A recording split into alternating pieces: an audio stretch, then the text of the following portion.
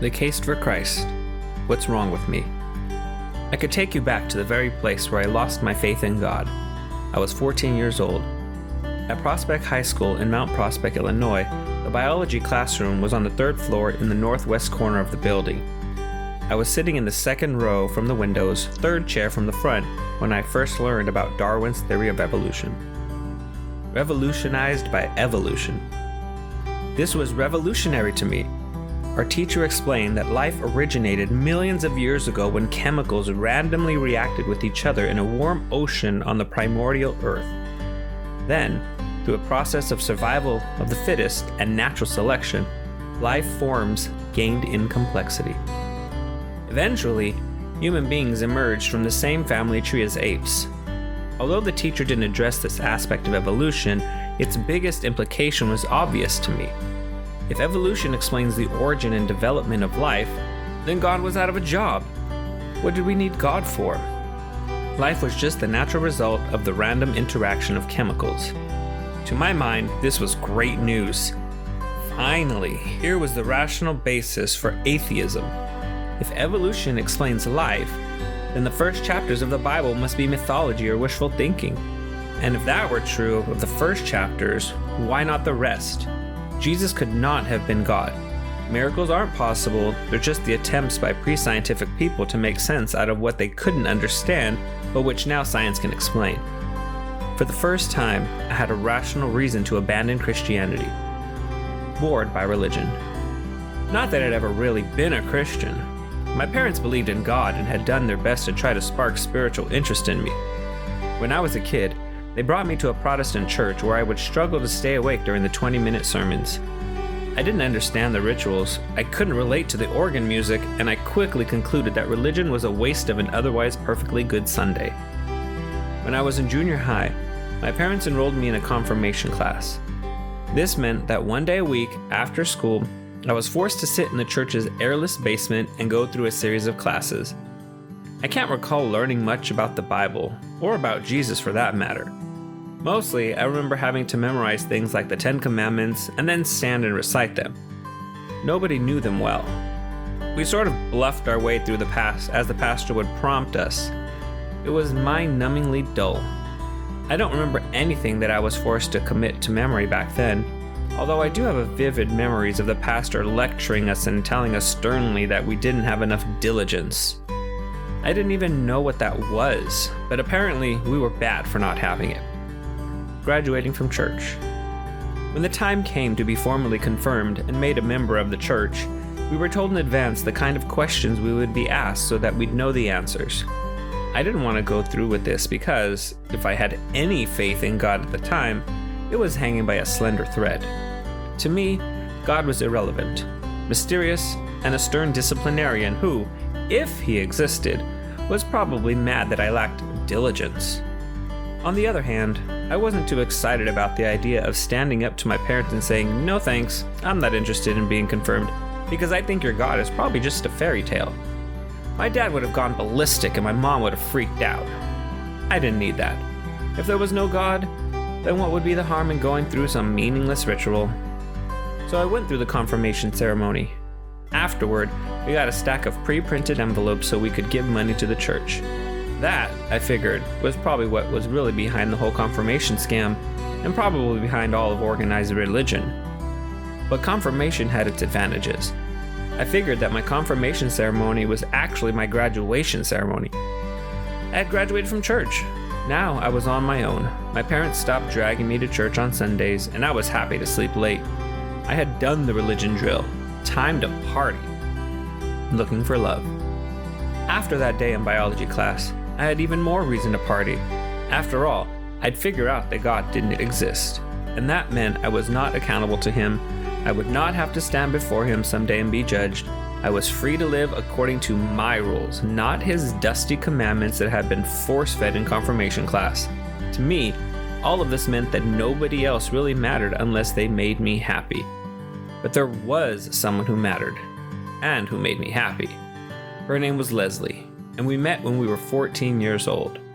On the day we met, Leslie went home and told her mother, "I've met the boy I'm gonna marry." Her mother was condescending. "Sure you did," she said. But Leslie didn't have any doubts, and neither did I.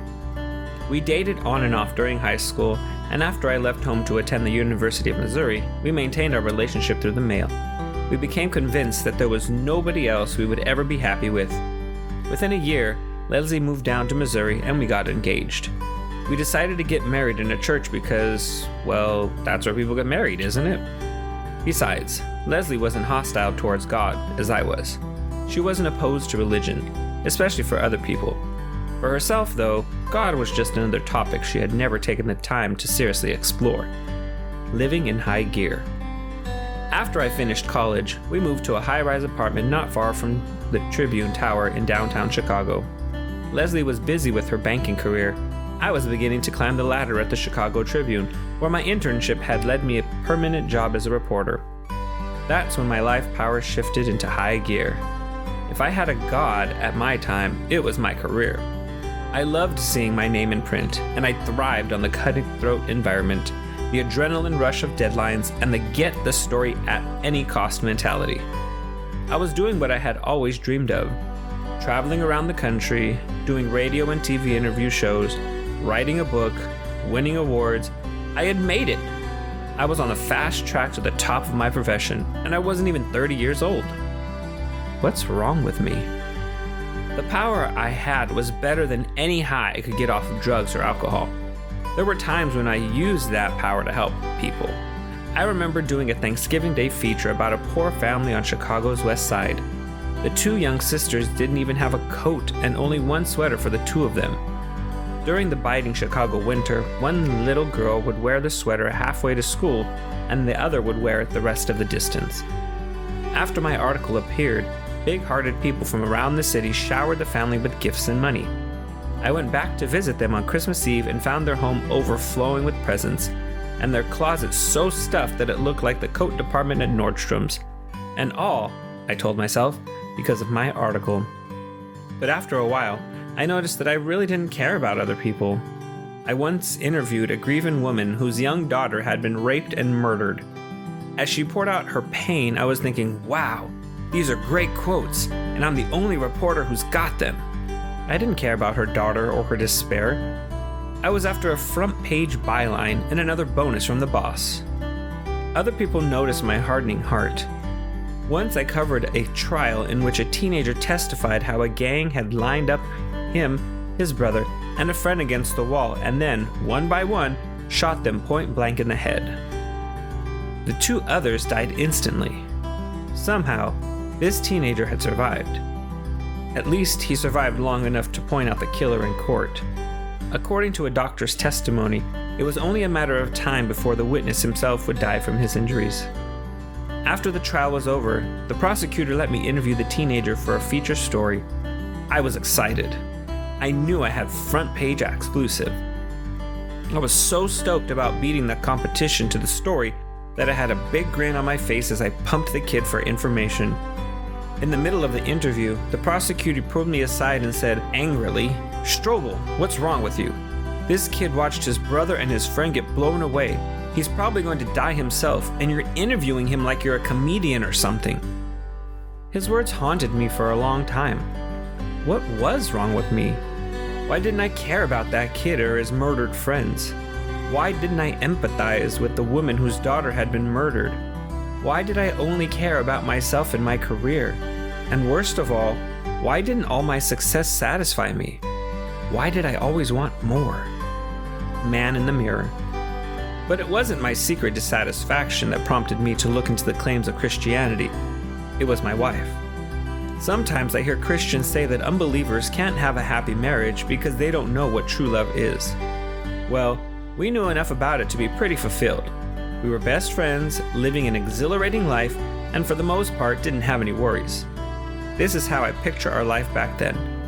It was as if Leslie and I were driving through life in a convertible sports car, laughing and joking, totally carefree and happy. So I was stunned when Leslie announced that she had become a Christian.